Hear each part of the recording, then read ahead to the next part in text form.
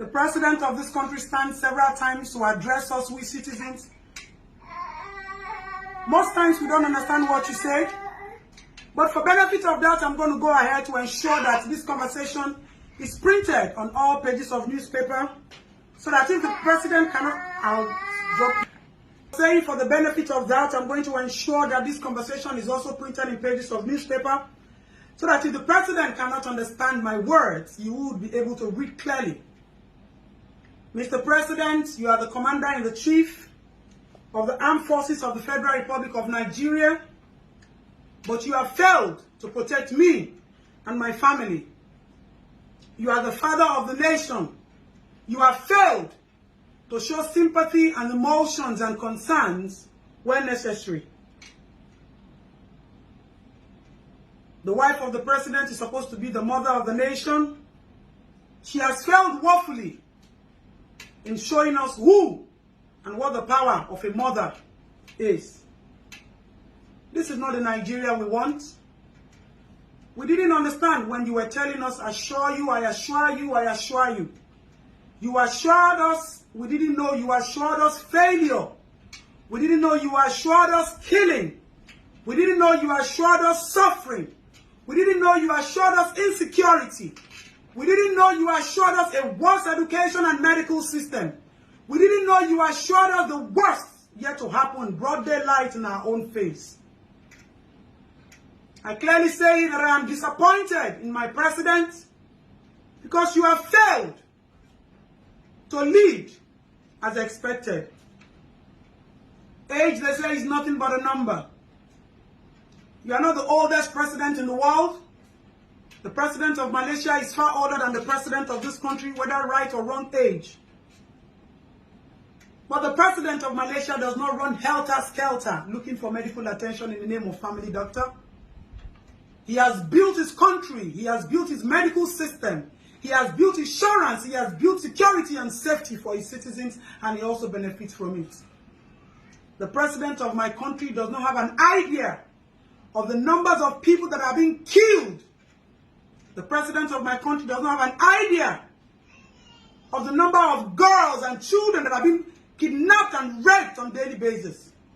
The president of my country does not understand the level of poverty an average man is living on. The president of my country does not understand what the exchange rate of this country has turned out to be. Yet you fly planes going from one country to another, giving assistance to other countries, when your own motherland is burning. Your own motherland was on a nosedive, but now it is completely gone. What do we have left? Nothing. No business is surviving, no business is thriving. Expatriates have gone. The other and the most lucrative business now is banditry, killing and kidnap. Mr. President, is this what you assured us? Mr. President, is this the country our children will grow in? Mr. President, is this the labor of our past heroes? You are so insensitive and unconcerned. That is what irritates me the most. You stand to address us without understanding the gravity or the consequences of what you say. This is a generation that wants change. This is a generation you cannot mess with. This is a generation that understands. Technology is everywhere. We see so many things. Even if you are not capable, your level of education does not make you capable to do things that are expected of this country at this age and time. Why not hire people who have the capacity to do it? Why surround yourself with liars and greedy men who think about what they want to steal and what they want to go home with and the lies they want to tell you? You are a father. Do you take time to speak to your children? The medical system of this country has so failed that people die every day out of negligence of practitioners or lack of equipment. Yet we have people, we have looted funds that are being brought back into this country. We have Desiani's funds, we have Abacha's funds, we have Ibori's funds, we We have so many funds. These monies are far more than what the president runs around to borrow. How do you intend to pay these debts? Nothing is functioning in this country. Mr. President, have you sold Nigeria? Let us know. An average citizen is dying in penury. You have so shamed us. Whether speeches have been written and given to you to read, or you write, you have shamed us locally and you have shamed us internationally, and we begin to ask ourselves, how did we get here? If this country is being controlled by political men, let us know. Because definitely, you are not the one in charge.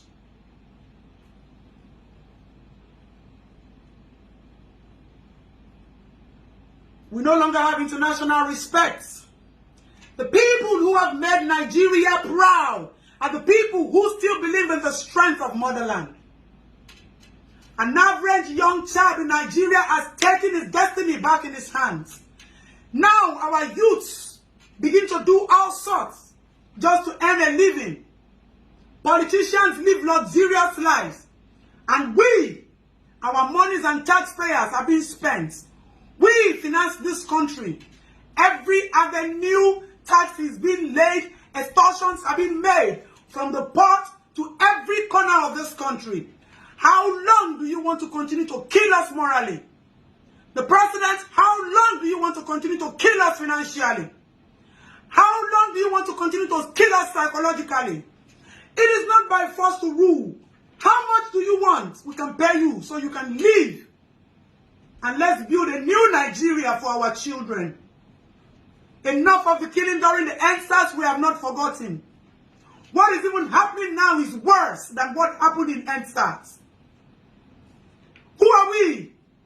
Are we still Nigeria? Are we still Nigerians? We don't even know anymore. But you sit in the power. You sit in your office. That office should be called the office of shame. If the Chief Security Officer of the Federal Republic of Nigeria can say they do not have enough ammunition to protect its citizens, what are you doing with our monies? What are you doing with the borrowed funds? Mr. President, I will drop my address and my full information so that if you want to arrest me or I'm going down for this, so be it. One thing I want to assure you, our politicians and our present leaders and the liars surrounding them, this change will come. This change is near. This change is going to happen. There is nothing left. You people have showed your level of cowardice. You have showed your level of wickedness. You have showed your level of insensitivity from head to toe. But we know what we want for Nigeria. We know what we hope for our motherland. The labor of our past heroes saved us. But nothing has been done from your own dispensation. Mr. President, as the father that rules my country, I am ashamed that this is where you have pushed us. And I pray that sooner than you people think, this change will come.